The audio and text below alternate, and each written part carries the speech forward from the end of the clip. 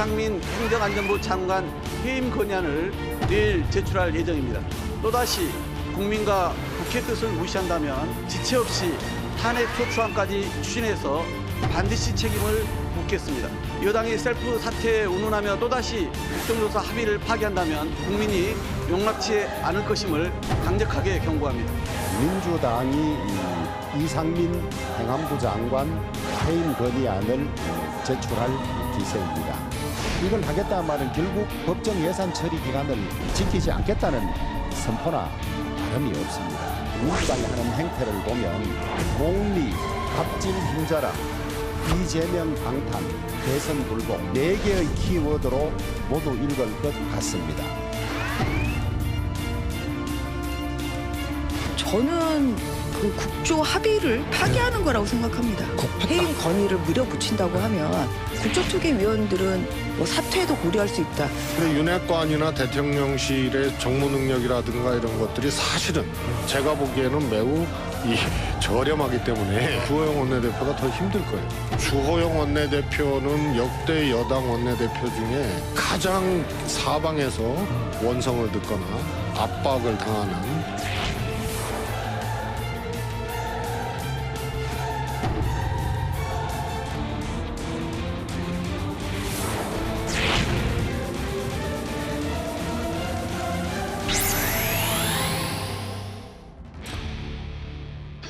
국가대표 정치뉴스쇼 5시 정치회의 시작하겠습니다. 오늘 회의는 류 실장 박마커, 백반장 조멘토, 김현숙 수어통역사, 그리고 정치회의 애청자 정혜연 분들과 함께하겠습니다. 속보 실시간 반영하면서 열어놓고 회의를 진행하죠. 감기가 걸린 유채커는 몸이 많이 좋아졌다고 하더라고요. 본인이 내일 나오겠다고 의지를 불사르고는 있는데 하여튼간 백반장이 있으니까 잘 막아주기 바랍니다. 자, 백반장은 나가서 이제 발제 준비하면 되고요. 류 실장. 민주당이 이상민 장관 해임 건의안을 추진하기로 했다는 속보를 어제 저희가 전했잖아요. 오늘도 조금 전에 영상에서 보니까 여야의 대립이 아주 상당히 거센 그런 상황인데 국민의힘은 이제 국정조사 보이콧을 언급하고 있는 그런 상황이고 조금 전에 민주당 의총이 열렸잖아요. 어떤 결론이 나왔어요? 네, 일단 민주당은 의원총회에서 이태원 참사와 관련한 재난 안전 책임자가 이상민 행안부 장관이다 의견 일치를 받습니다. 그래서 이 책임을 국회 차원에서 묻자 이 부분에 대해서도 의견을 일치를 받는데요. 다만 이 장관에 대한 해임 건의안을 발의하는 시기는 원내 지도부에 일임을 하기로 했습니다. 민주당 지도부는 해임 건의안과 탄핵 소추안을 다 검토를 하고 있는데요. 다음 달 2일 국회 본회의에서 처리를 할지 말지 이제 검토를 하고 있습니다. 네, 해임 건의안을 통과시킨다면 이제 부담은 대통령이 지는 거지만 대통령이 받아들이지 않을 가능성도 또 매우 높잖아요. 지난번에 이제 박지인 외교부 장관 경우처럼 그렇기 때문에 이제 탄핵 소추안 얘기까지 한꺼번에 지금 이제 같이 거론이 되는 그런 분위기인가 보네요. 그렇습니다. 탄핵 소추안의 경우에는 이제 법적인 어떤 구속력이 있기 때문에 네. 이제 그런 부분은 있지만 또 통과가 안 될 경우에는 또 부담이 있거든요. 그렇죠. 그래서 민주당 내에서 고민이 많은데 네. 그 상황실에서 자세히 그래요? 전해드리도록 하겠습니다. 대충 얼머무리는 것 같은데 네, 지금. 아닙니다. 네. 자, 내년도 예산안 처리 법정 시한이 이제 사흘밖에 안 남았고 조금 전에 이제 주호영 원내대표도 결국은 예산안과 연계시키려는 거 아니냐라는 그런 발언을 하기도 했잖아요. 지금 민주당이 예산안을 단독 처리할 수 있다는 그런 입장까지 내비친 어떻게 보면은 초유의 상황까지도 일어날 수 있는 그런 분위기입니다. 본인이 얘기했으니까 국회 상황실에서 자세히 알아보도록 하고요. 윤 대통령이 친윤계 의원들과 관저 만찬을 한 걸 놓고서 오늘도 정치권에서 여러 가지 말들이 나오고 있죠. 그렇습니다. 일단 야권에서는요. 끼리끼리 정치를 하고 있다. 또 유승민 전 의원은 당대표가 안 된다는 그런 메시지 아니냐. 이런 비판적인 발언을 쏟아냈습니다. 또 정진석 국민의힘 비대위원장이 지도부 만찬에 앞서서 전당대회 일정을 따로 논의했다. 이런 보도까지 나왔는데요. 정 비대위원장은 보고를 한 적도 지침을 받은 적도 없다고 부인을 했습니다. 네. 야당에서는 이제 내편 정치만 하는 거 아니냐, 야당과의 협치는 포기한 거 아니냐 이런 주장을 하고 있는 것 같은데요. 저희가 정치 인사이드에서 관련된 공방을 자세히 짚어보도록 하겠습니다. 그럼 백다의 뉴스픽5부터 오늘의 정치보회의 출발하겠습니다.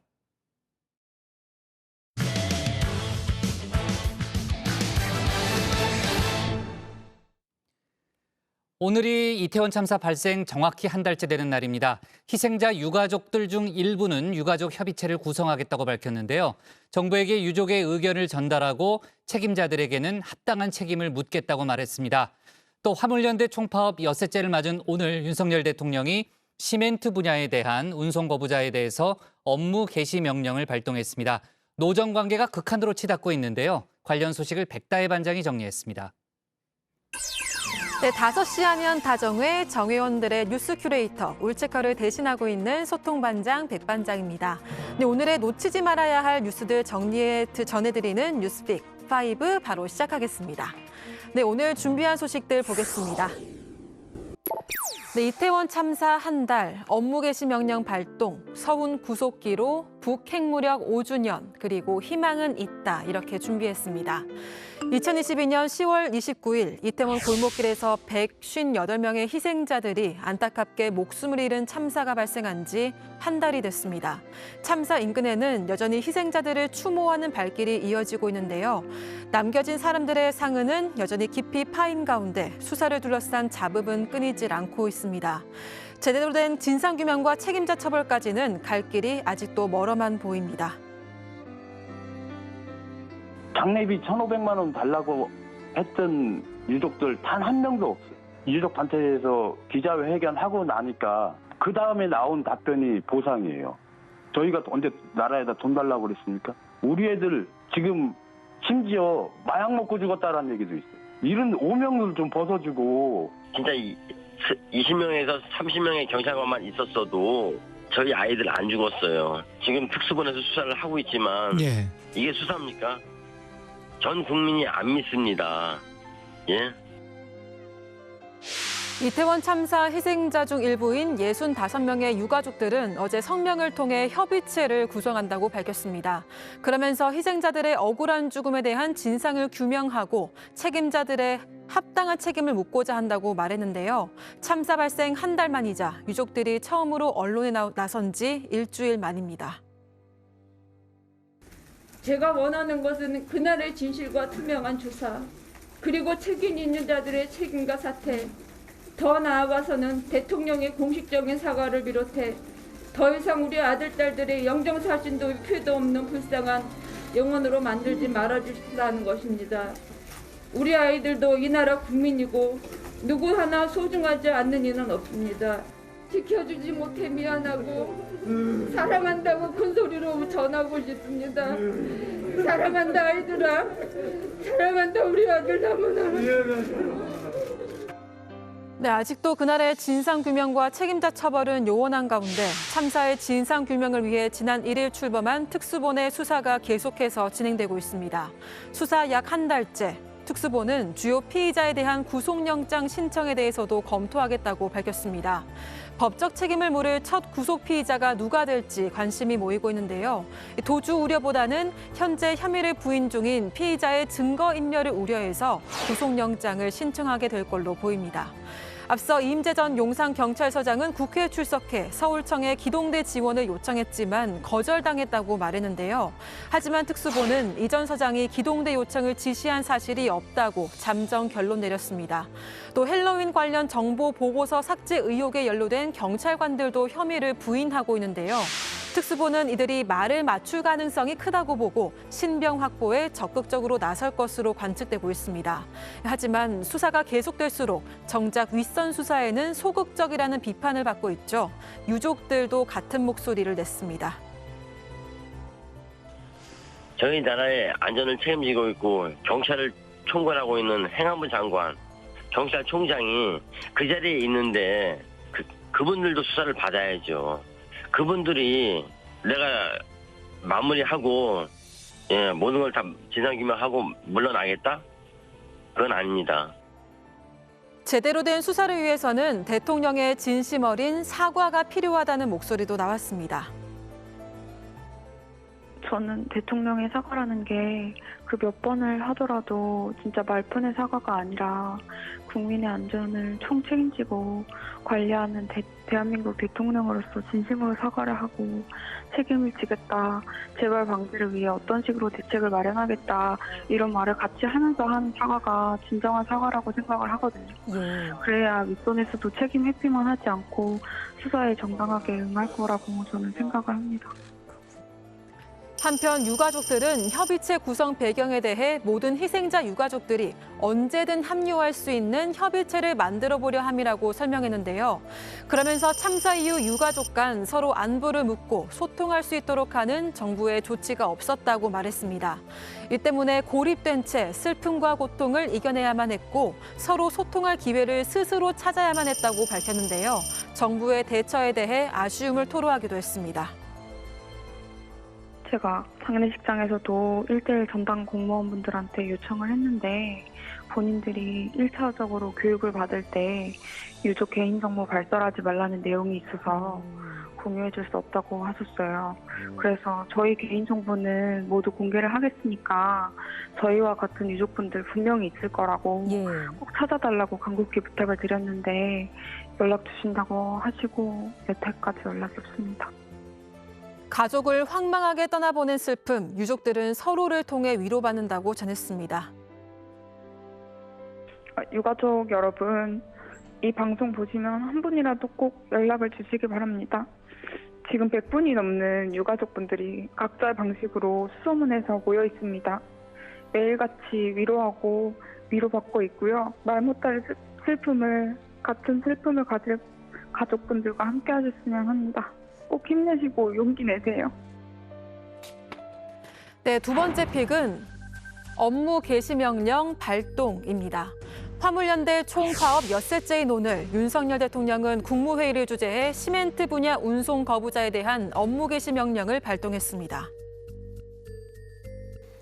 정부는 오늘 우리 민생과 국가 경제에 초래될 더 심각한 위기를 막기 위해 부득이 시멘트 분야의 운송 거부자에 대해 업무 개시 명령을 발동합니다.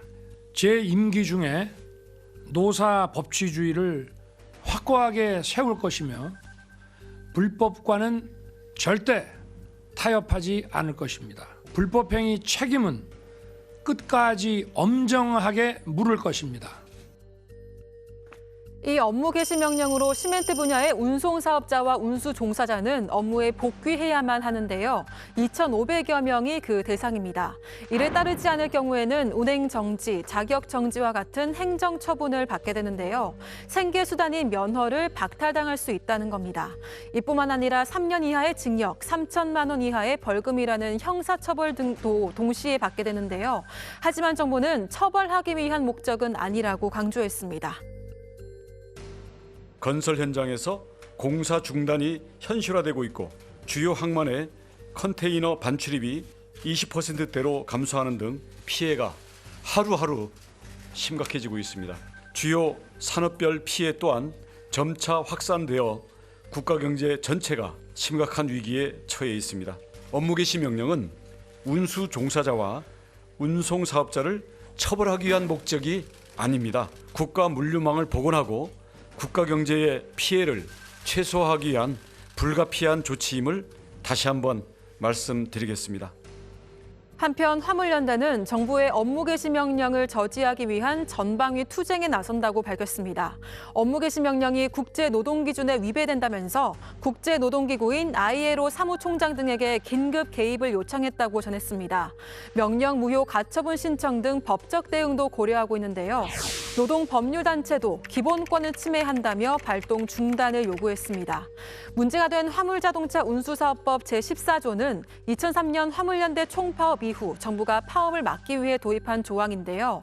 노동법률가들은 이 조항이 독소 조항으로 위헌성이 크다고 지적하고 있습니다.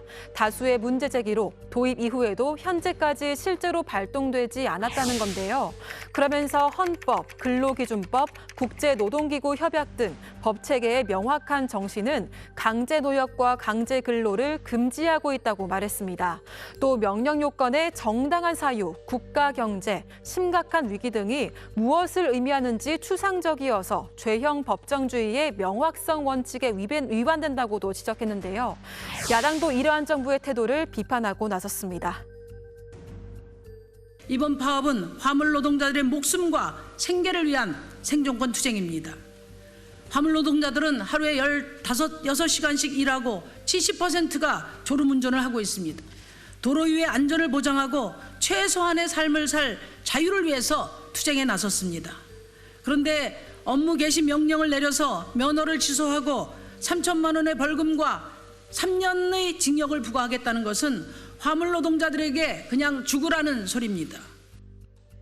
정의당은 오늘 기자회견을 통해 정부의 업무 개시 명령에 대한 규탄의 목소리를 높였습니다. 국회 국토위 소속인 심상정 의원은 정부 대응을 논의하기 위해 국토위 소집도 요구했다고 알렸는데요.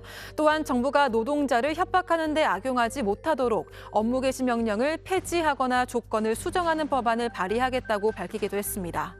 이런 가운데 내일 국토부와 화물연대의 2차 교섭이 예정돼 있는데요. 화물연대 측은 어제 국토부와의 첫 협상은 명분 쌓기용에 불과했다고 주장했습니다. 내일 있을 2차 교섭도 난항을 겪을 걸로 보입니다. 국토부 차관이 직접 나왔는데도 불구하고 화물연대가 하는 말에 대해서 국토부가 답변 드리고 조율할 수 있는 게 아무것도 없다.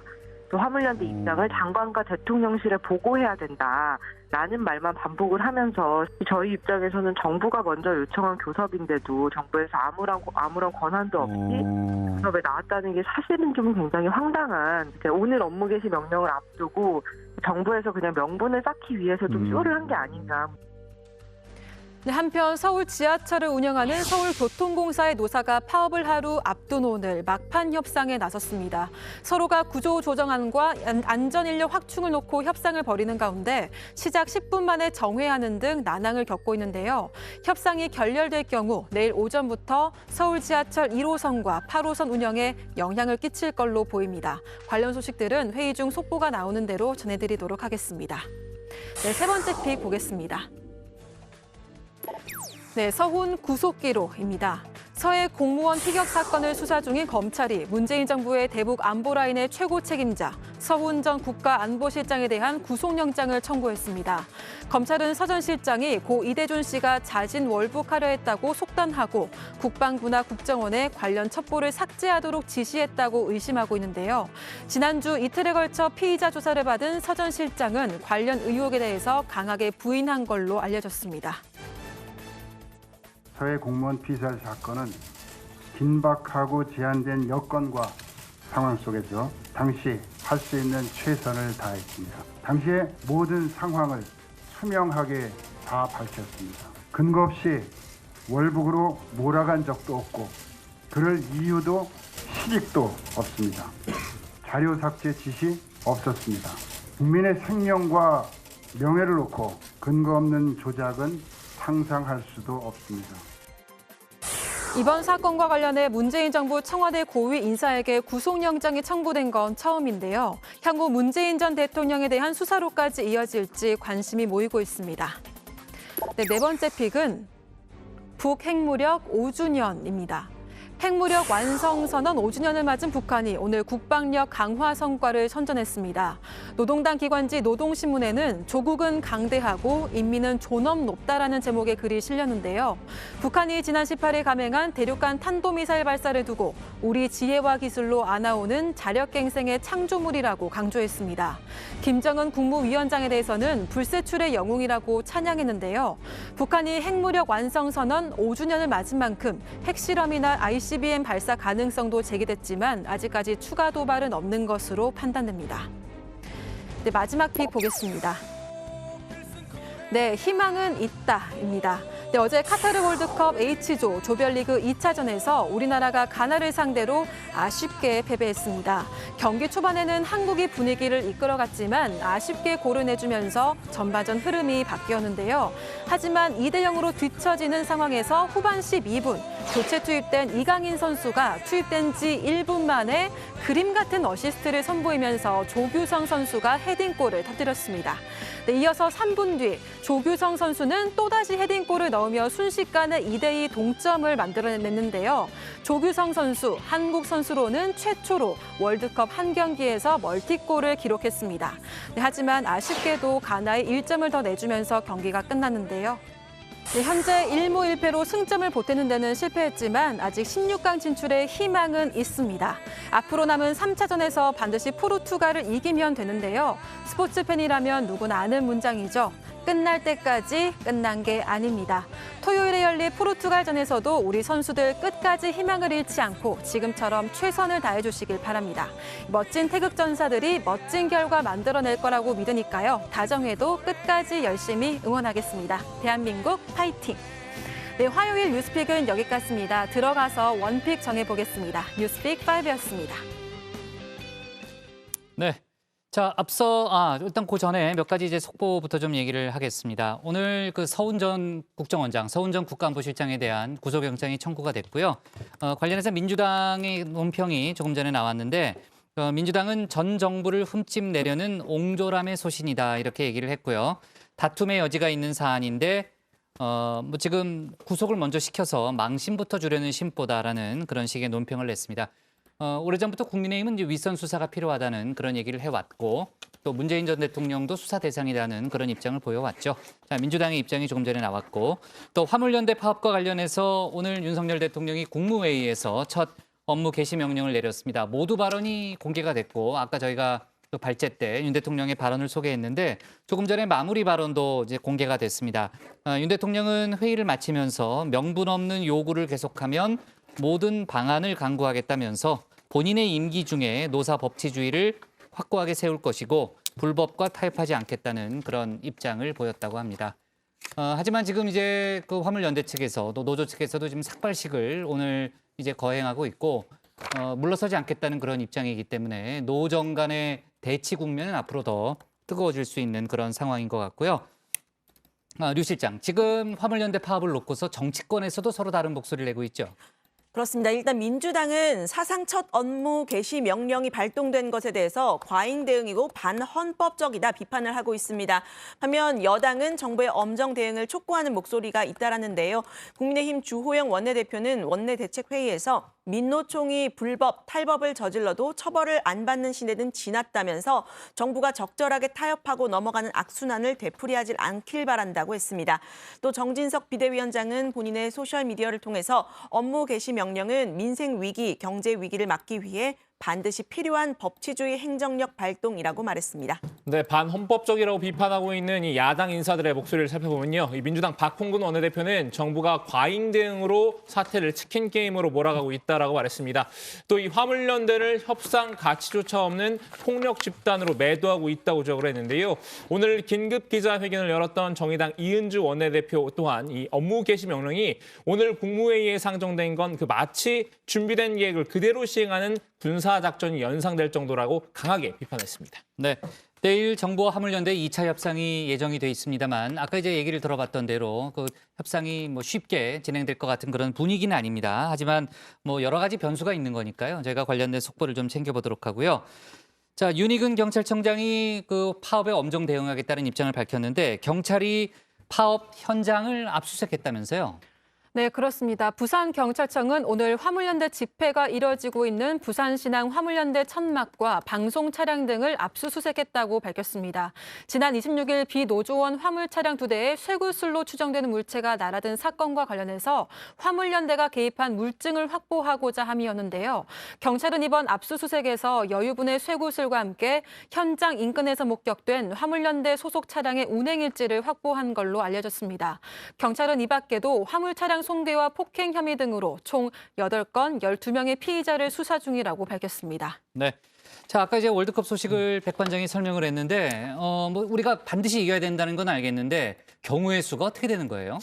네, 우리가 16강으로 가는 경우의 수 조금 복잡하긴 합니다. 우선 상대인 포르투갈을 반드시 이겨야 합니다. 무승부나 패배할 경우에는 16강 진출이 불가능하고요. 우리가 승리한다는 전제하에 우루과이와 가나의 경기를 지켜봐야 하는데요. 우루과이가 가나를 이긴다면 한국과 우루과이는 1승 1무 1패, 승점이 같아지게 됩니다. 이 경우 우루과이와의 골 득실차를 따지게 되고요. 우루과이가 가나에 만약 패한다면 한국은 탈락하게 됩니다. 우리로서는 좋은 그림이 아니게 되고요. 우루과이와 가나가 비긴다면 우루과이가 탈락하게 되는데요.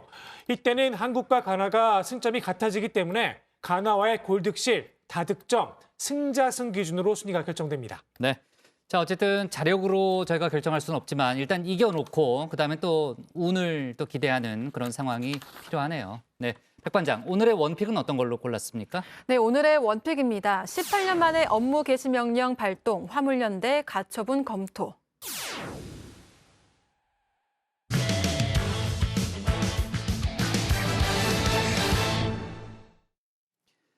조금 전 얘기했던 대로 이태원 참사가 있은 지 오늘로 정확히 한 달째 되는 날입니다. 민주당은 이상민 장관을 파면하지 않으면 국회 차원에서 해임 건의안을 내겠다고 했죠. 탄핵 소추안도 만지작거리고 있습니다. 국민의힘과 대통령실이 국정조사 보이콧을 언급하면서 여야 간의 갈등 국면은 커지고 있는데요. 관련 내용을 국회 상황실에서 짚어보겠습니다. 백다혜 반장의 국회 상황실입니다.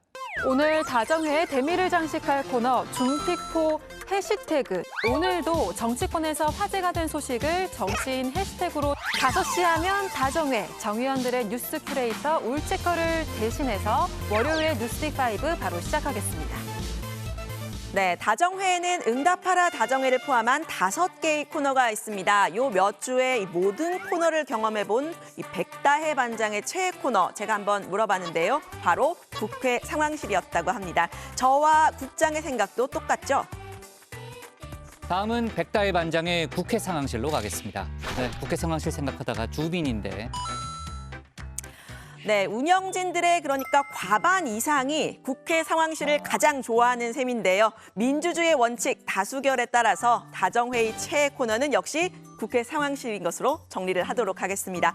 유한울 체커의 쾌유를 기원하면서 정 회원님들의 인기 코너 국회 상황실 바로 출발을 합니다. 오늘 다룰 국회 상황은요. 이상민 행정안전부 장관의 해임 건의안 얘기입니다. 윤석열 대통령은 국민의 명령을 마지막까지 거부했습니다. 이상민 행정안전부 장관의 파면은 최소한의 책임이자 도리입니다. 이번 해임 건의안은 이상민 장관의 이태원 참사 부실, 무능 대응, 책임 회피, 축소 은폐와 거짓말까지 국민적 분노와 유가족의 절규를 대신한 것입니다. 네, 민주당은 오늘 오전까지 방금 보신 것처럼 내일 당장 이 장관의 해임 건의안을 발의하겠다고 예고를 했었는데요. 그런데 오후에 열린 의원총회에서는 이 발의 시점과 방식 원내 지도부가 결정하는 쪽으로 했습니다. 국민의힘은 민주당의 해임 건의안 발의 방침에 강하게 반발을 했는데요. 예산안 처리 후에 국정조사라는 여야 합의를 사흘 만에 깼다는 겁니다. 169석을 가진 민주당의 힘자랑이자 결국은 대선 불복이라고 했는데요. 역시 국민의힘도 국정조사 보이콧 카드는 일단 아껴두기로 한 상황입니다. 민주당이 하는 행태를 보면 목리, 갑질 힘자랑, 이재명 방탄, 대선 불복 딱 이 4개의 키워드로 모두 읽을 것 같습니다. 국민들로부터 엄중한 비판과 심판이 있을 것입니다. 네, 오늘 국회 상황실의 키워드 이상민 행안부 장관의 해임 건의안이 첨예한 여야 갈등의 화두로 떠오른 상황인데요. 이 장관 관련 논란들 다시 한번 짚어보도록 하겠습니다. 이 장관은 이태원 참사 바로 다음 날 이런 말로 국민들과 유가족들의 공분을 샀죠. 경찰이나 소방 인력이 미리 배치함으로써 해결될 수 있었던 문제는 아니었던 것으로 지금 파악을 하고 있고요. 네, 소방과 경찰의 주무부서 장관을 맡고 있지만 참사 당일 장관이 대통령보다 더 늦게 보고받은 사실도 드러난 바 있습니다.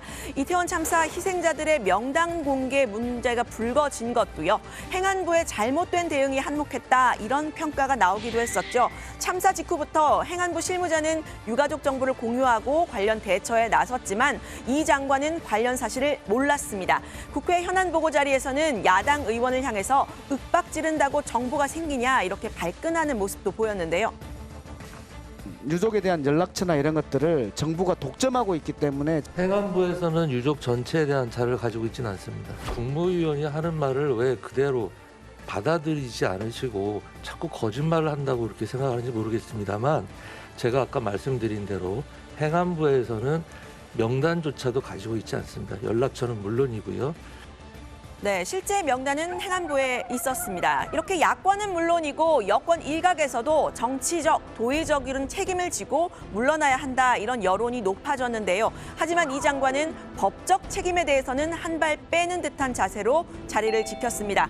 윤석열 정부 초기 경찰국 신설을 주도를 했었지만 실질적인 경찰 지휘권은 없었다 이런 주장을 편 겁니다.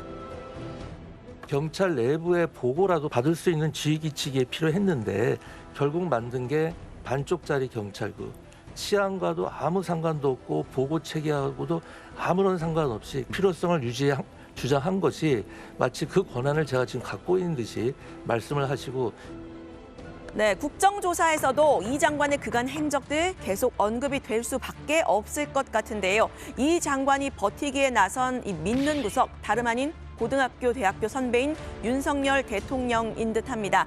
이태원 참사 유가족들은 경찰 특수본의 수사 결과를 보고 이 장관의 거취를 결정하자라고 하고 있는 정부 여당의 입장 믿을 수 없다고 말을 하고 있습니다. 대통령의 신임을 받는 이상민 장관, 경찰을 총괄하는 행안부 장관을 경찰이 수사를 할 수 있겠느냐고 했습니다. 행정부의 수반이 윤석열 대통령인데 너무하신 것 같아요. 어깨를 토닥여 주려면은 유족들 어깨를 어루만져 줘야 되는데 행안부 장관 이상민 장관을 어루만져 주시더라고요. 그거는 특수본에 내가 아끼는 사람이니까 건들지 말아라는 그런 거로 봤습니다. 네, 민주당이 이 장관의 해임안을 적극 추진하고 있는 것도 이런 여론에 기대고 있다는 분석인데요. 이태원 참사의 책임자를 경질해야 한다는 여론 70%를 웃돌았습니다. 이 책임자 경질의 범위 경찰청장과 행안부 장관이다라는 여론 79.8%로 압도적이었고요. 여기에 국무총리까지 포함이 된다는 응답도 과반을 넘었습니다. 이상민 장관 해임에 관한 여론이나 또 이태원 참사 진상규명에 대한 여론 또 유가족들이 목소리를 내기 시작한 이런 상황을 종합해 봤을 때 특별히 불리할 게 없다. 이런 판단을 전체적으로 민주당이 내린 게 아닌가. 네, 이 장관에 대한 해임 건의안을 통해서 민주당이 견제를 하려는 것, 국민의힘 내에서도 윤핵관, 즉 친윤 그룹일 텐데요. 이 친윤 그룹은 본회의 국정조사 표결에서도 반대 혹은 기권표를 던졌죠. 국정조사에서도 이들이 이 장관을 감쌀 거라는 게 민주당의 의심입니다. 그런데 국민의힘 전체로 봐도 국정조사를 마냥 환영하는 마음으로 합의를 한 건 아니죠. 민주당이 다수 의석을 가진 상황에서 내년 예산안 처리 협의를 염두에 둘 수밖에 없다. 이런 현실론에 밀린 측면도 있습니다. 그런데 이 국정조사도 하기 전에 민주당이 해임 건의안을 발의한 건 울고 싶은데 뺨 때려준 것 아니냐 이런 이야기가 나왔는데요. 국민의힘이 국정조사를 거부할 명분을 준 거 아니냐 이런 이야기 나온 겁니다. 국민의힘에서는 민주당이 국정조사의 뜻이 없다는 걸 드러낸 거란 비판 나왔습니다. 국정조사를 하면서 또는 국정조사가 끝나고 나서 평가를 하면서 이러이러한 의미에서 물러나라라고 하는 것이 맞지 않느냐. 국정조사에는 뜻이 없고 정치적인 어떤 공세 내지 정치적인 비난의 수단으로 지금 활용하고 있지 않느냐 그런 이야기죠. 네, 민주당에서도 이 국정조사에 앞선 이 장관에 대한 해임 건의안 말이 민주당의 정치적인 입지를 줄이는 거다 이런 비판이 나왔는데요. 직접 들어보시죠. 국조를 하잖아요. 그러니까 당장 국민의힘 쪽에서 그럼 국조하지 말아야겠네? 이렇게 나오는 거 아니에요? 이상민 장관 문제나 전국 운영의 뭐라 그럴까요? 틈새를 매우 좁게 만들어놨다. 그런 점에서 지도부의 분발과 지도력이 조금 요구되는 시점이다. 네, 국민의힘은 이런 강대강 대치를 선택한 건 결국은 이재명 대표의 검찰 수사에 대한 방탄의 목적 아니냐 이런 입장인데요. 관련 소식은 들어가서 좀 더 이야기를 해보도록 하겠습니다. 이재명 대표의 사법 리스크는 점차 현실화하고 있는 모습이죠. 민주당과 이 대표의 대응 관심을 끌고 있는 상황인데요. 당내에서는 이 측근들의 구속에 대해서 이 대표가 직접 사과해야 한다는 주장이 나왔습니다. 비명계 의원인 서른 의원입니다. 김대중 대통령도 과거에 둘째 아들이 그 비리에 휩싸였을 때 사과를 했습니다. 네. 노무현 대통령도 그랬습니다. 국민의힘 쪽은 과거에는 국민의힘 쪽 과거의 지도부들도 다 사과했습니다. 네. 다 사과하기 마련입니다. 우리 상식입니다. 그래서 저는 이재명 대표가 사과하지 않겠나 생각하고 있습니다. 네, 설 의원은 여기서 한 걸음 더 나가서 이 대표가 당 대표직을 내려놓는 것도 한 가지 방법일 수 있다고 말했습니다. 본인이라면 그렇게 했을 거다 이렇게도 말했는데요.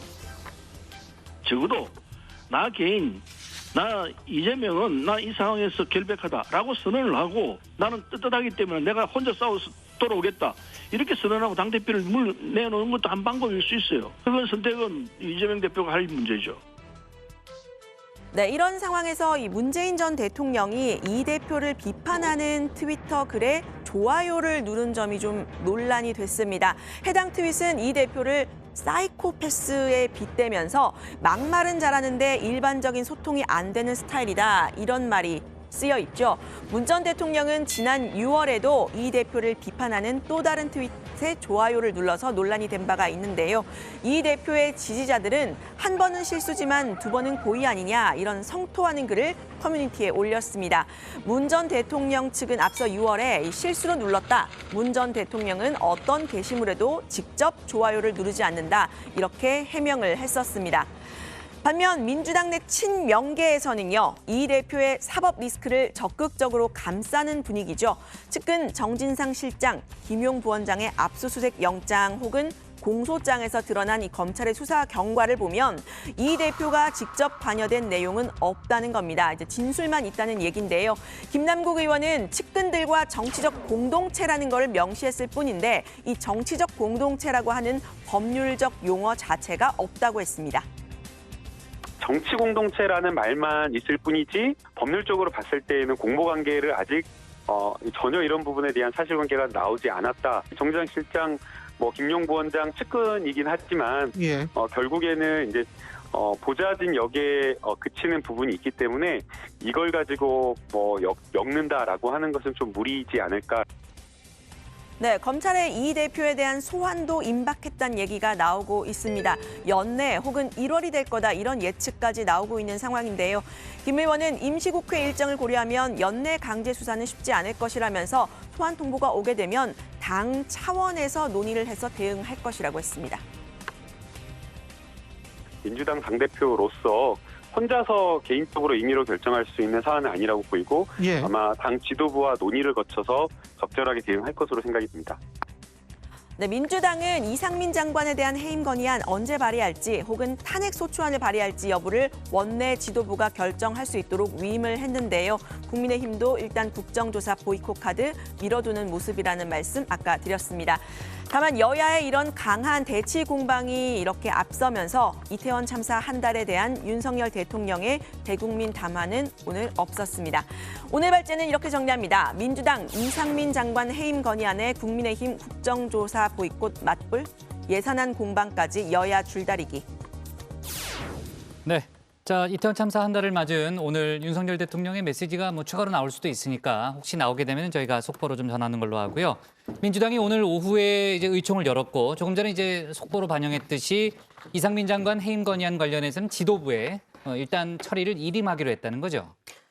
네, 그렇습니다. 민주당이 오늘 오후 의원총회를 열고 해임 건의안 발의 시점을 재검토하기로 했습니다.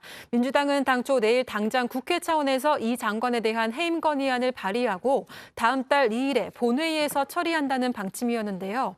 한 언론에 대통령실이 이 장관 해임안을 내면 국정조사를 거부할 것이라고 불쾌감을 드러냈다는 기사가 나오면서 분위기가 좀 바뀐 겁니다. 의원총회에서는 지난 9월 박진 외교부 장관 때와 마찬가지로 대통령실이 해임 건의안을 거부할 것이 명백하다면 해임 건의안 대신 장관 탄핵 소추안을 내자는 등의 의견이 나왔다고 합니다.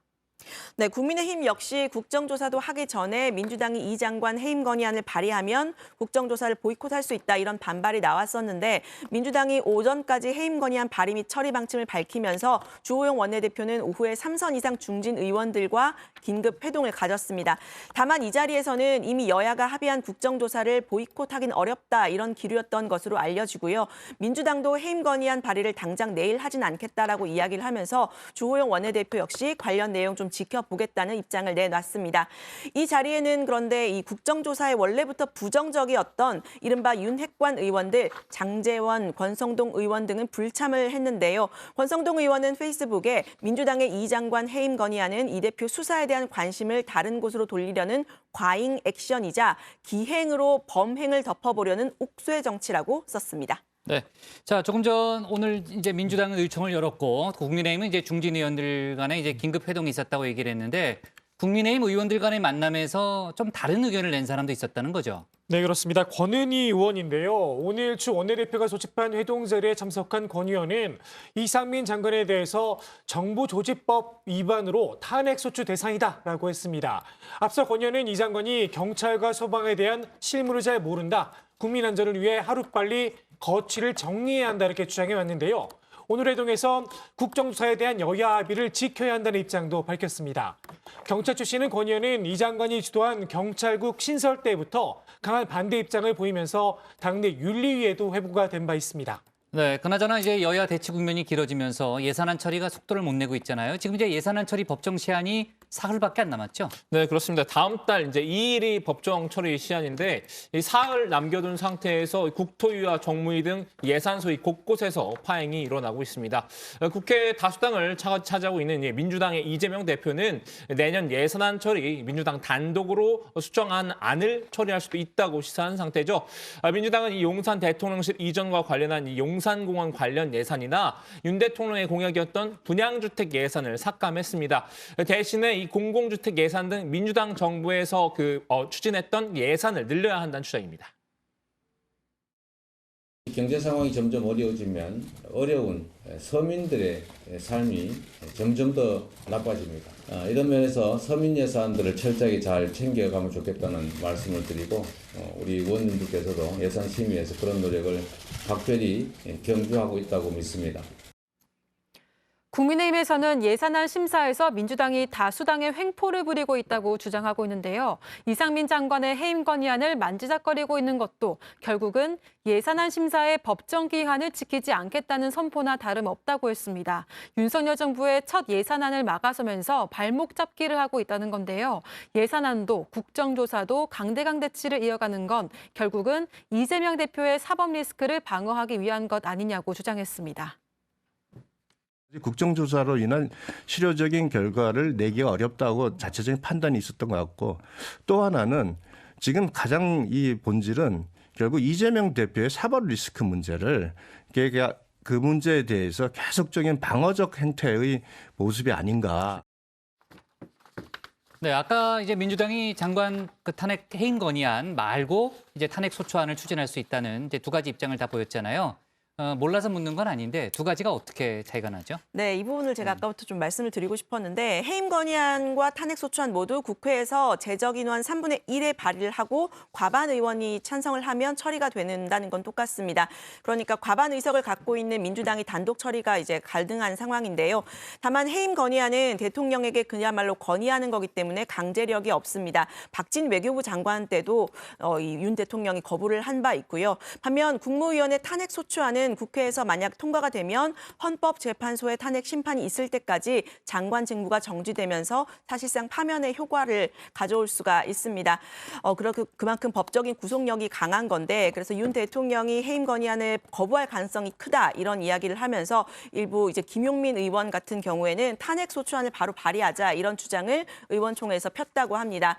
하지만 이 탄핵 소추안의 경우에는 헌법재판소에서 부결이 될 경우에는 민주당의 정치적 타격이 좀 클 수가 있는데요.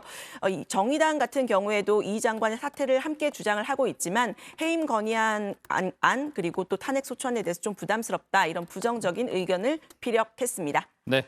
자, 예산안 처리 법정 시한은 사흘밖에 안 남았고 지금 이제 여야의 입장도 상당히 다르고 또 들고 있는 카드도 되게 이제 복잡한 상황이기 때문에 변수가 많겠네요. 며칠 사이에 또 관련된 속보가 많이 들어올 걸로 보이고요. 유정화 실장의 활약이 또 기대가 됩니다. 자, 적극적인 취재를 기대해 보면서요. 오늘 발제 이렇게 정리하겠습니다. 민주당 이상민 장관 해임 건의안 대 국민의힘 국정조사 보이콧, 예산안 공방까지 여야 줄다리기로 제목을 잡겠습니다. 다음은 조익신 멘토의 정치 인사이드로 갑니다.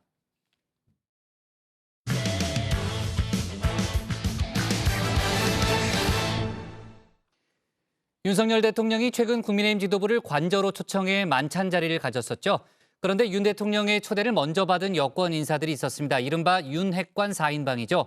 부부 동반으로 회동을 했다고 하는데요. 이 자리에서 차기 전당대회 시기 문제 등이 논의됐다는 보도까지 나왔습니다. 물론 당사자들은 또 부인하고 있는데요. 관련 내용을 정치 인사이드에서 짚어봅니다.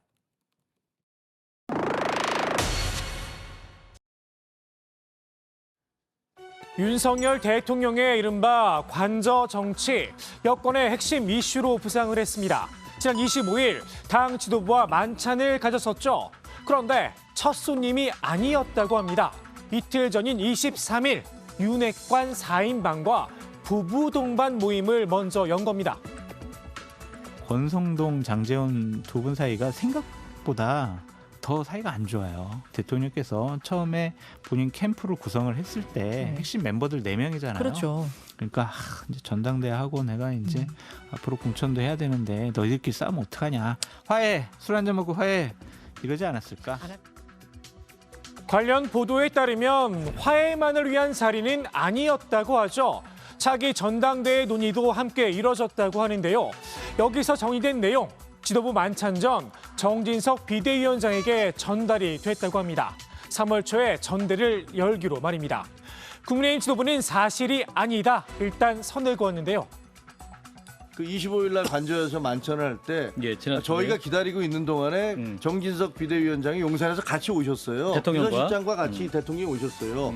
그건 맞아요. 그거 아마 무슨 얘기 하셨을 수도 있어요. 근데 아니 그러면 그 두 분이 한 얘기를 그럼 두 사람 중에 한 사람이 누구한테 언론에 대해 얘기를 하겠습니까? 글쎄요, 윤핵관 4인방 가운데 누군가는 알 수도 있었겠죠. 윤 대통령과 따로 소통을 했다면 말입니다. 정치권에선 당 지도부가 윤핵관들에게 밀린 게 아니냐는 지적이 나왔는데요. 일단 관저로 부른 순서가 상식적이지 않다는 겁니다. 처음에 나온 날짜는 조금 더 빨랐거든요. 예, 그랬는데 좀 지도부 좀 일정 중에 또 개인 좀 다른 또 공식적인 일정이 좀 있는 날이랑 겹치다 보니까 그래가지고 저희가 25일에 좀 만나게 된 것이고요. 그래서 거기에 뭐 과도한 해석을 부여 좀 하는 것은 저는 뭐 적절하지 않다고 봅니다. 왜? 4인방을 불러다가 한 거를 순서가 비대위 앞으로 오게 되는 사정이 있다 하더라도 밀어버리면 되잖아요. 할 필요가 없었던 거를 하는데. 윤 대통령과 나눈 대화의 내용도 비교 대상에 올랐습니다. 당 지도부 만찬은 신변 잡기적인 주제가 줄을 잃었다고 하죠. 그 전날 그 월드컵 1차전 우루과이전이 있었잖아요. 그래서 이제 뭐 우루과이전에 대한 뭐 이러한 뭐 이야기부터 뭐 시작해서 또 워낙 또 대통령께서 이 반려견에 대한 사랑이 또 남다르시거든요. 그래서 뭐 그런 반려견들에 대한 뭐 얘기를 할 때 굉장히 그러한 뭐 가벼운 소재로 이어갔고요. 아주 진지한 깊숙한 국정 논의가 될 자리는 아니었다. 25일 저녁 식사 지난주 금요일 하실 때는 전당대회 얘기 한 번도 안 나왔습니다. 한마디도 없었습니다. 20명이 있는 자리에서 어떻게 얘기를 해요? 무슨 얘기를 해요? 근데 이제 당 지도부와 대통령실 관계자 20명이 모인 자리에서 깊은 이야기를 나누긴 어려웠다는 겁니다. 당 지도부는 윤핵관 모임도 상황이 비슷했을 거라며 애써 선을 그었는데요. 부부 동반 모임에서 무슨 국정을 논의했겠느냐는 겁니다.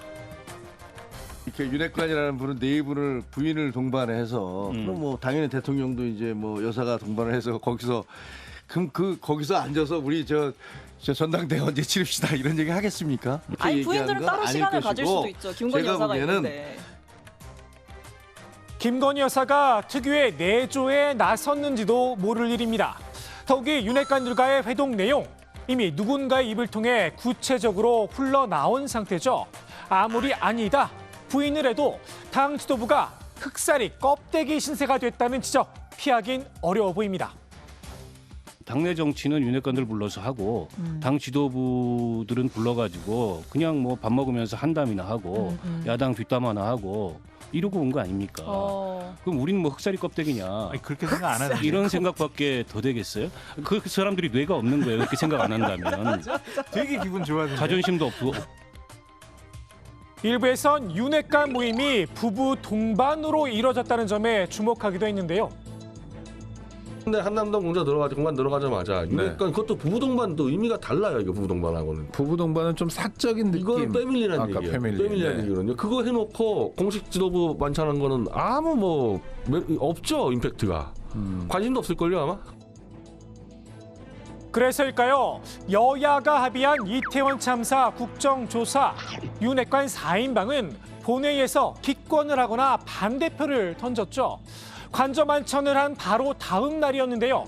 우리는 패밀리다, 충성심을 과시했다는 분석이 뒤따랐습니다. 자발적인 충성심의 표현이 아니냐라는 생각이 들어요.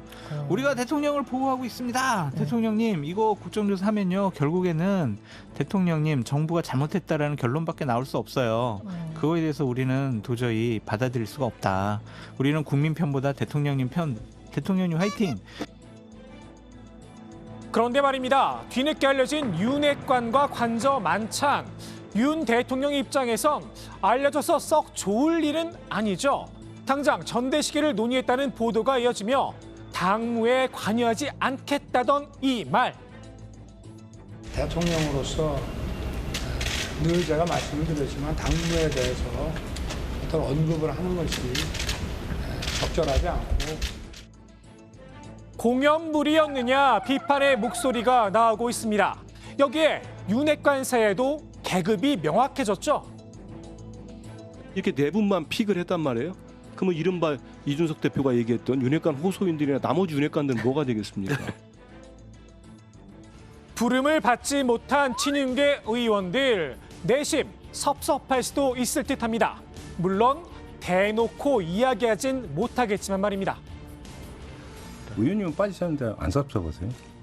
저는 뭐 당연히 제가 빠진 것에 대해서 당연하다고 생각을 합니다. 왜 당연하다고 생각해요? 아니 이분들의 최초의 그 대선 과정에서의 기여, 노력과 또 제가 한 노력과는 좀 차이가 있고. 누가 도대체 왜 대통령과 만찬 사실을 흘린 걸까요? 저는 부부 동반으로 저 네 분을 불렀다는 뉴스가 왜 나왔는지 좀 의아하긴 해요. 이런 이야기는 잘 그 공개가 되지 않는데 박근혜 전 대통령도 수없이 그런 행사를 가졌지만 외부로 잘 알려지지 않았어요. 이게 이 정권의 현주소예요. 4명 중에 누군가가 자기 과시하려고 흘린 거죠. 그래서 저 양반들은 핵관이 아니에요. 그냥 핵분열 시킬 사람들이에요. 차기 총선에서 힘을 과시하려는 행보라는 분석도 나옵니다. 이렇게 4명이 완전히 비공식으로 절대 권력과 소통하고 있다. 그리고 야합하고 있다. 혹은 뭐 힘을 합치고 있다 이러면은 공천 시스템이 의미가 없어지는 거죠. 어떤 4인방한테 이제 쫙 줄 서는 사태가 벌어지겠죠. 이건. 공천 받으려고 움직이는 사람들은 다 글로 레이더가 돌아가지 않겠어요? 총선에 공천권을 행사할 차기 당대표 친윤계에선 유승민 전 의원만 아니면 된다는 생각인 듯한데요. 유승민 그 전 원내대표가 출마 의사를 표명했거나 그랬다면 좀 이해가 가고 그런 측면이 있는데 개인적으로는 유승민의 부부 유승민을 견제하는 부분은 큰 뭐 비중은 없다고 생각합니다. 고려 사항이 아니다. 저 소위 친윤 그룹이라고 하는 부분에 있어서 이제 전체적인 그 윤곽이 잘 드러나지 않는 상황. 그러다 보니까 아마 조금은 좀 그런 식의 얘기가 나오지 않았나. 친윤계 후보가 명확해지면 자연스럽게 교통정리가 될 거다 보는 듯합니다. 윤 대통령과 윤핵관이 꿈꾸는 차기 전대 그림. 과연 계획한 대로 흘러갈까요? 가장 중요한 민심이 빠진 건 아닌지 모르겠습니다. 오늘의 정치 인사이드 이렇게 정리합니다. 그러니까 저희가 무슨 봉건제 국가도 아니고 저희가 무슨 대통령이 점 찍으신 분이 뭐 당대표가 되는 것도 아니고 저희 당원들과 국민들이 뽑아주시는 분이 저희 당대표가 되는 건데. 국민의힘 정진석 비대위원장이 차기 전당대회 일정을 논의하겠다는 그런 입장을 밝혔는데 사실 이제 윤석열 대통령과 사전 논의를 했다는 그런 보도가 또 오늘 많이 나왔잖아요. 관련 보도에 대해서 정 비대위원장이 부인을 했죠. 그렇습니다. 정 비대위원장이 말이 안 된다 이렇게 선을 그었습니다. 대통령하고 나하고 만나서 무슨 전당대회 시기를 논의했다고 하는데 일단 내용은 둘째치고 대통령하고 나 중에서 누가 얘기를 했냐 이렇게 반문을 하기도 했는데요. 어제 비대위에서 전대 일정 이야기를 꺼냈다는 보도에 대해서도 비대위 사전 티타임 때 예산국회가 마무리되면 우리도 전대 준비를 해야 하는 거 아닌가 이렇게 이야기를 했고 기회가 되면 토론을 한번 시작해보자 그 정도 얘기하는 게 전부라고 했습니다. 그런 일까지 대통령이 지침을 주고 그러지 않는다 이렇게도 덧붙였습니다. 정진석 비대위원장이 일단 윤 대통령과 사전 논의는 전혀 없었다. 지침을 받거나 이런 일은 뭐 절대로 없다는 그런 입장을 밝히긴 했습니다만 일단 당내에서는 전당대회 관련한 얘기가 지금 많이 나오기 시작했고요. 특히 3월 초 전대론에 힘이 실리는 분위기더라고요. 네, 당 법률지원단장인 유상범 의원은 정진석 비대위원장의 3월까지 임기를 거론하면서 비대위 임기 중에 차기 당대표를 뽑는 것이 맞다고 말했습니다. 비대위원인 전주혜 의원도 3월 중순 비대위 임기 만료를 즈음해서 전당대회를 열어야 한다는 의견을 밝혔는데요. 친윤계는 기류가 더 선명합니다. 한 핵심 인사는 12월까지 룰 정리를 마친 뒤 1월에 TV 토론을 하는 순서로 가야 한다면서 구체적인 로드맵까지 내놨습니다. 지금 전대 룰과 관련해서는 당원 비중을 높여야 한다는 목소리가 나오고 있다는 거죠. 네, 지금 현재 그 당원 투표랑 일반 국민 여론조사 비율이 7대 3인데 이 친윤계 내에서는 이 비율을 최대 9대 1까지 조정을 해야 한다라는 주장이 나오고 있습니다. 당 대표와 이 대권 주자는 다르다면서 당원들이 좋아하는 사람을 뽑는 게 정답이라는 점을 강조하고 있는데요. 다만 이 당 일각의 그 반발 가능성을 고려해서 당원 의견을 수렴하는 모양새를 갖출 필요가 있다는 목소리도 있습니다. 비율 개정을 강하게 밀어붙일 경우에는 유승민 전 의원 등 그 비주류 당권 주자를 견제하기 위한 조치라는 그런 시선을 피하기 어렵다는 겁니다. 자, 그리고 최근 외부 활동을 자제했던 이준석 전 대표가 어제 공식 석상의 모습을 드러냈죠. 네, 그렇습니다. 이준석 전 대표가 어제 국민의힘 허은하 의원의 정치를 디자인하다 출판 기념회에 참석을 했는데요. 허 의원은 이 대표 체제에서 수석 대변인을 맡았었죠. 대표적인 친이준석계 인사로 꼽힙니다. 이 전 대표는 이 자리에서 현재 당내 상황에 대해서 쓴소리를 했는데요. 국민께 우리 당 개개인의 의원 고민이 하나도 전달되지 않는다면서 여의도와 잠깐 거리를 두고 뉴스를 보면 우리 의원들이 사라진 지가 오래다라고 이렇게 언급을 했습니다. 네, 이 전 대표는 차기 총선에 도전하겠다는 의사도 밝혔습니다. 총선 승리 전략을 고민하고 있다면서 총선에서 3번 졌기 때문에 4번째는 돼야 한다 이런 말도 했습니다. 이 전 대표의 차기 총선 공천 가능성에 대한 전망이 엇갈리고 있는데요. 정계 복귀 의사를 명확하게 밝힌 겁니다. 네. 친윤계 인사인 유상범 의원이 이준석 전 대표의 공천 가능성에 대해서는 물음표를 던지더라고요. 네, 유상범 의원은 이준석 전 대표의 총선 공천 여부와 관련해서 검찰에 송치된 성상납 무고죄 사안이 어떻게 처리되느냐에 따라서 결정이 될 것이라고 밝혔습니다.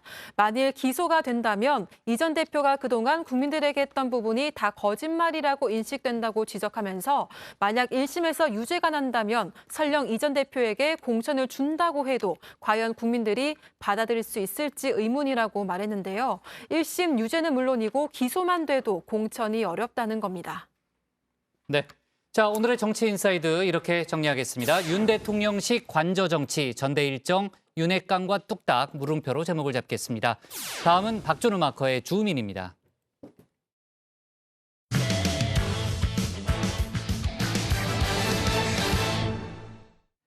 한동훈 법무장관이 유튜브 채널 더탐사와 전면전을 이어가고 있습니다. 공동주거 침입 혐의로 더탐사를 고소했죠.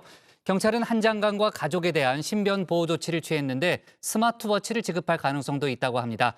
또 유시민 작가는 최근 박지원 전 비대위원장을 비판하는 등 여러 가지 정치 현안에 대해서 목소리를 높이고 있는데요. 두 사람의 이야기를 박준호 마커가 주민에서 정리했습니다. 여야의 대립이 날이 갈수록 격화하고 있죠. 이 와중에 양 진영에서 각각 부상하고 있는 요주의 인물들이 있는데요. 개인적으로는 악연으로 얽힌 두 사람입니다. 조국 수사가 시작됐을 때 유시민 씨가 갑자기 제가 자기 계좌 추적을 했다는 황당한 거짓말을 하기 시작했습니다. 한동훈 장관에게 개인적으로 사과할 마음이 있으십니까? 한동훈 씨가 저한테 사과를 먼저 해야죠. 네, 명예훼손건으로 법적 다툼을 벌이고 있는 이들인데요. 이 한동훈 법무부 장관과 유시민 전 노무현 재단 이사장입니다. 이 둘 모두 독설가란 공통점이 있죠. 특히 한 장관은 거침없는 입담으로 여권에서 가장 주목받는 스피커로 떠올랐는데요. 먼저 한 장관부터 차례대로 주민해 보겠습니다.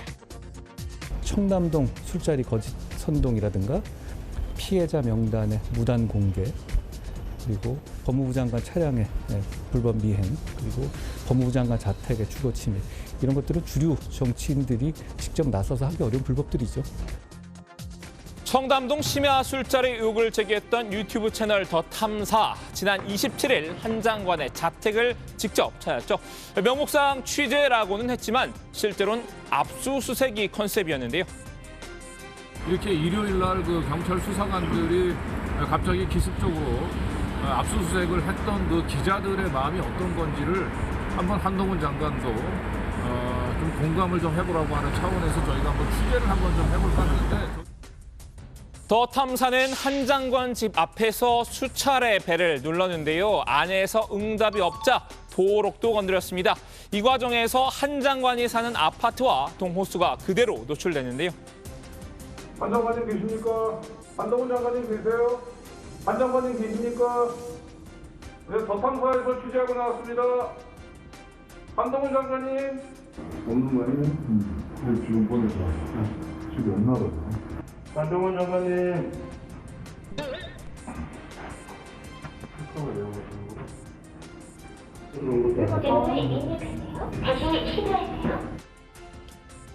당시 집안에는 이 한 장관의 아내와 자녀가 있었다고 하는데요. 그렇잖아도 더 탐사에 쌓인 게 많았던 한 장관, 강대강 대응을 택했습니다.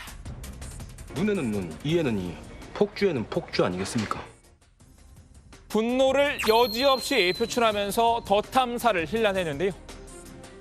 과거에는 이정재, 임화수, 용팔이 같은 정치 깡패들이 정치인들이 나서서 하기 어려운 불법들을 대행했었죠. 그런데 지금은 더 탐사 같은 데가 정치 깡패들이 하던 역할을 하는 것 같습니다. 더 탐사를 정치 깡패에 빗댔죠. 이 민주당까지 도매금으로 묶어 비판하기도 했는데요. 더 탐사가 민주당의 사주를 받아 움직인다고 본 겁니다. 제가 더 탐사하고 같이 협업을 한 건 맞습니다.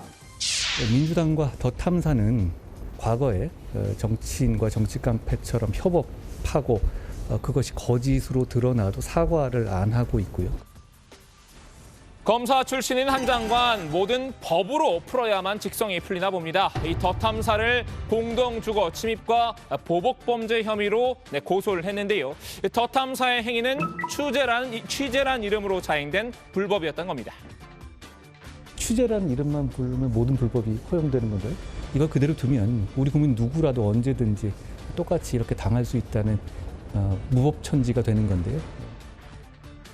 결국 경찰은 오늘 한 장관과 가족을 대상으로 신변 보호 조치를 내렸습니다. 한 장관의 자택 주변 순찰을 강화하기로 한 건데요. 한 장관 일가에 스마트워치를 지급한 것도 검토 중이라고 합니다. 이런 한 장관과 더 탐사 간 전면전은 여야의 대리전으로 번지기도 했는데요. 야권은 이 한 장관의 태도를 문제 삼았습니다. 감정에 대한 자제력을 발휘하기는커녕 거친 발언을 통해 문제를 키우기 일쑤입니다. 법무부 장관이 이런 식으로 거칠게 말을 내뱉고 사안의 성격을 과장하고 확대하려는 것은 결코 장관답지 않은 자세입니다. 한 장관이 과민 반응을 했다는 지적도 나왔는데요. 이 박지원 전 국정원장은 취재가 원래 그런 것이라면서 더 탐사를 두둔했습니다. 한동훈 장관도 지나치게 과민 반응 내잖아요. 저 수십 번 당했습니다. 옛날 대북 송금 특검 때는요. 우리 아파트 한 24세대 사는데 집집마다 눌러가지고 제 아내가 핸드백 뭐 들고 다니냐. 이런 것도 물고 기자가 본래 그런 사람들이에요. 이걸 갖다가 아파트 반면 국민의힘은 한 장관을 적극 옹호하고 있는데요. 이 더 탐사가 제기한 술자리 의혹, 거짓으로 판명 날 가능성이 큰 상황이죠. 이런 더 탐사가 한 일은 취재가 아니라 스토킹으로 봐야 한다고 나를 세웠습니다. 거짓말 뉴스를 만들었잖아요. 더 탐사가. 이거는 그 스토킹의 수준을 넘어서는 범죄 행위죠. 그러한 면에서 더 탐사의 그 관계자들에서 저는 엄정한 법의 심판을 받아야 되고. 더 탐사를 드라마 지옥에 등장하는 이 화살촉에 비유하기도 했는데요. 이 극중 화살촉은 지옥의 저승사자를 열렬히 지지하는 광신도 집단으로 묘사되는데요. 인터넷 방송을 통해서 이 지옥행을 고집하는 사람들의 신상을 공개하고 직접 위협을 가한 등 극단적인 행동을 일삼죠.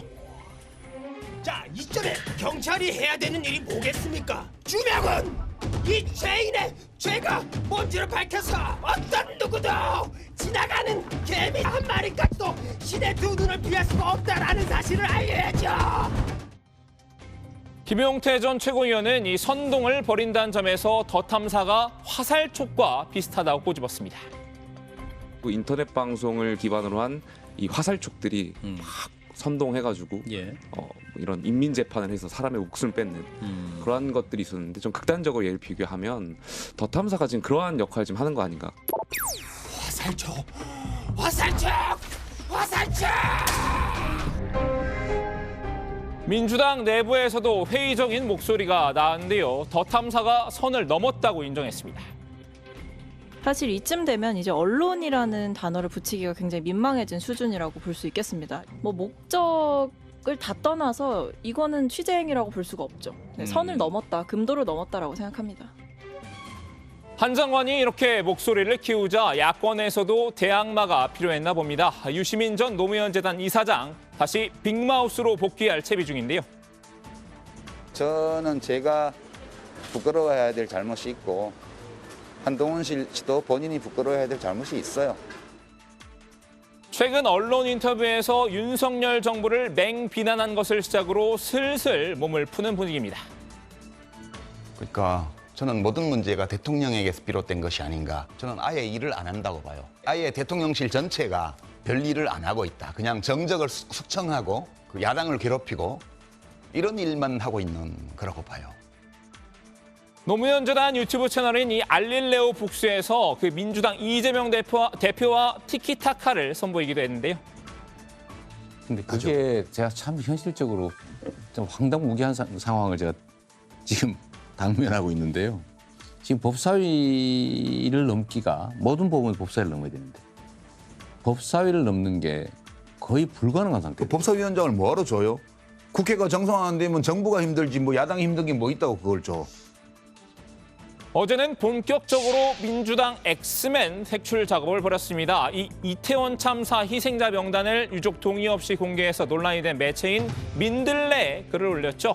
이 글에서 민주당에 대한 비판적인 목소리를 낸 당내 인사들을 일일이 저격했습니다. 박지원 전 비대위원장과 이른바 이 소신파로 분류되는 조금박해가 타깃이었는데요. 유 전 이사장은 이들이 이 언론 유명세를 타기 위해 일부러 민주당을 깎아내린다고 꼬집었습니다.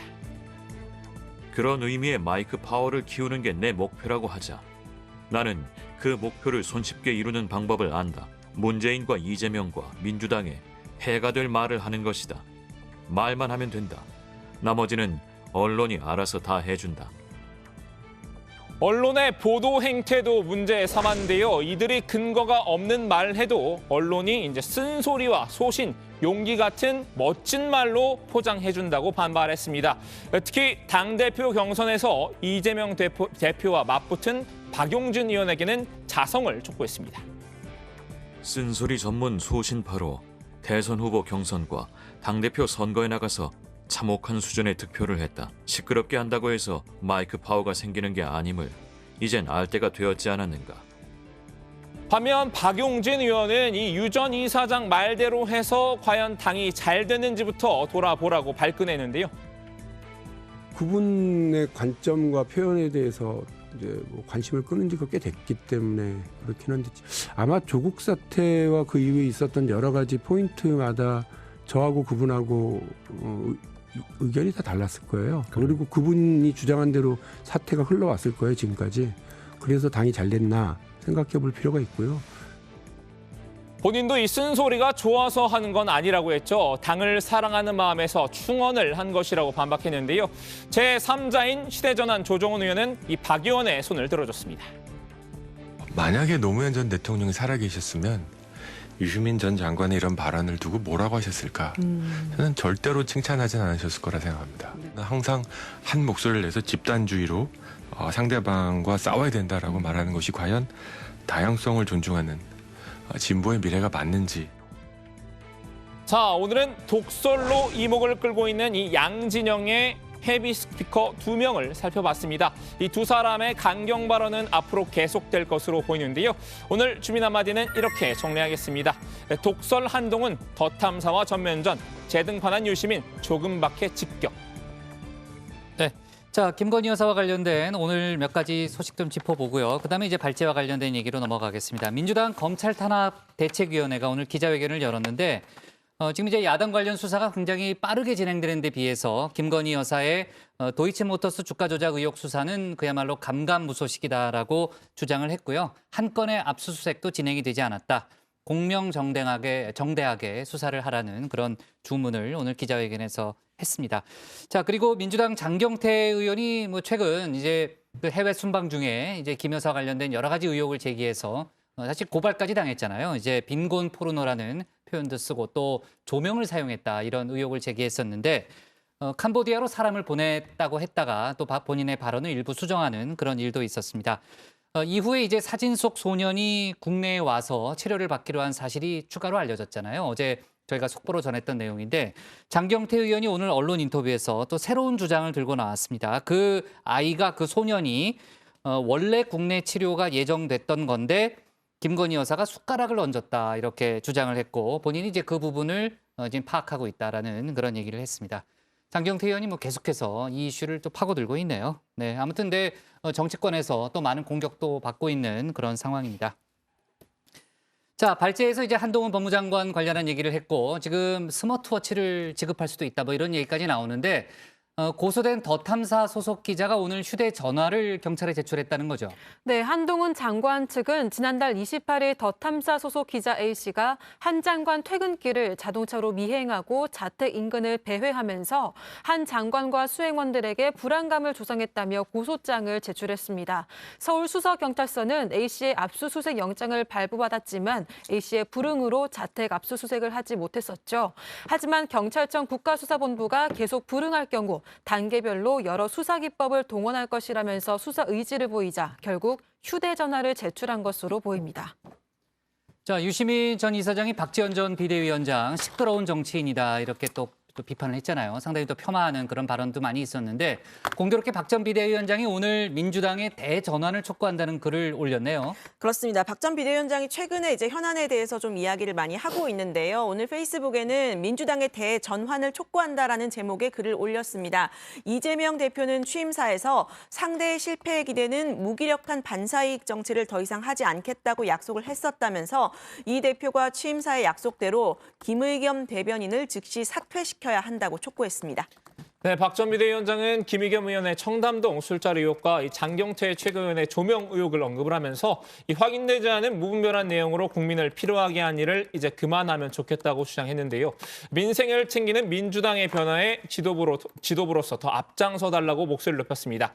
특히 민주당이 민생을 팽개치고 민주주의를 해치는 윤석열 정권과 맞서 싸워야 하는데 그러지 못하고 있다는 점을 꼬집었습니다.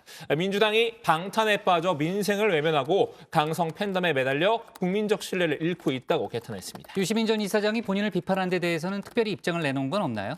네, 박 전 위원장이 올린 글에는 유 전 이사장의 칼럼에 대해서는 별다른 반응이 없었고요. 다만 이재명 대표 관련 수사를 비판하는 내용은 있었습니다. 대장동 일당은 이재명 기소를 위한 조작 동맹을 결성했다면서 민주당이 이런 권력의 조작에 맞서는 것은 당연하다 옹호를 했는데요. 하지만 방법을 바꿔야 한다면서 당이 방탄의 중심에 서면 민생은 실종되고 민생이 실종되면 국민은 민주당을 외면할 것이다 이렇게 덧붙였습니다. 반대로 민주당 내에서 김의겸 의원을 공개 지지하는 목소리도 나왔죠. 네, 박은수 전 더불어민주당 부대변인인데요. 청담동 심야 술자리 의혹을 제기한 김의겸 민주당 의원에 대해 주저없이 행동으로 용기를 내셨다면서 마음 깊이 존경한다, 감사한다고 밝혔습니다. 해당 술자리 내용을 처음 남자친구에게 말했던 첼리스트는 경찰 조사에서 거짓말을 인정하고 김의겸 의원 본인도 윤석열 대통령 등에게 유감을 표한 상황에서 지지 발언이 나온 겁니다. 네, 박 전 부대변인은 김의겸 의원님을 계속 지켜보는 국민이자 당원으로서 의원님을 변호하고 싶은 마음에 글을 쓴다고 했습니다. 제보받은 의혹을 국정감사장에서 정부와 여당에 제기하는 일 꽤나 용기가 필요한 일이다. 의혹의 당사자인 상대가 의혹을 부인하고 반격할 것이 예상될 때는 공식적으로 의혹을 제기하는 입장에서 많은 리스크를 짊어져야 하기 때문이라고 했는데요. 그럼에도 국민의 알 권리를 보장하기 위해서 국민의 목소리를 국정감사장에서 대변했던 김의겸 의원님의 행동력과 용기, 양심을 존경한다고 옹호했습니다. 네, 좋습니다. 오늘 주민 제목 이렇게 정리하겠습니다. 한동훈 더 탐사와 전면전, 재등판한 유시민 야당 내부 단속으로 제목을 잡겠습니다. 자, 오늘 정치부에는 여기까지 하겠습니다. 저희는 내일도 오후 5시 정각에 다시 찾아뵙겠습니다. 왜요? 뭐 말하려고 그래요? 좋아하는 코너 다수결 투표를 한번 다시 한번